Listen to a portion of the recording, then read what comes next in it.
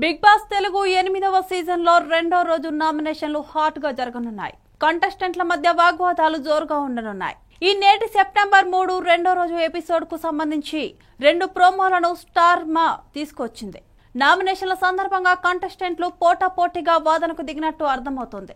Big boss 8 లో నేటి episode కు సంబంధించిన రెండో ప్రోమో కూడా ఇంట్రెస్టింగ్ గా సాగింది. నాగమణికంఠ తీరుపై అభయ్ నవీన్ అసంతృప్తి వ్యక్తం చేయడంతో ఆ ప్రోమో మొదలైంది.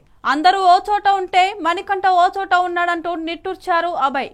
అదే పాయింట్ ను నామినేషన్లలో నబిల్ అఫ్రీద్ లేవనెత్తారు. మణికంఠను అభిల్ నామినేట్ చేశారు.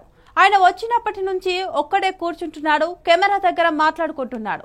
ఎక్కువ నాతో మింగిల్ కాలేదు అని మణికంఠ గురించి నబిల్ అన్నారు. దీంతో ఒంటరిగా కూర్చొని తను మాట్లాడుకోవడం లేదని, పాటలు పాడుతున్నానని మణికంఠ చెప్పారు.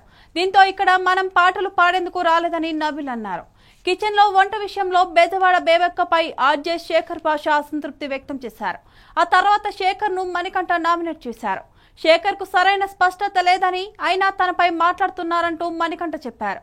చీఫ్లు నియమితులు అవడంతో నామినేషన్ల నుంచి నకిల్, నైతిక, యష్మి గౌడ్ కు ఉపశమనం దక్కింది.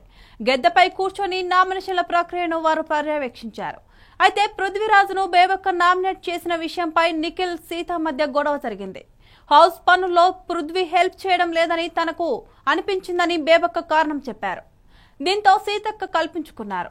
నిన్ను గిన్నెలు కడగక్క అని సీత చెప్పడంతో నువ్వు మాట్లాడకూడదు అని చీఫ్ గా ఉన్న నిఖిల్ అన్నాడు. దీంతో ఇద్దరి మధ్య గొడవ షురూ అయింది. నా ఇష్టం, సైలెన్స్ అంటూ ఇద్దరు గట్టిగా అరుచుకున్నారు. నువ్వు మధ్యలో మాట్లాడినప్పుడు నాకు కూడా రైట్ ఉంది అంటూ సీత అరిచారు. ఇలా ఈ ప్రోమో హాట్ గా సాగింది.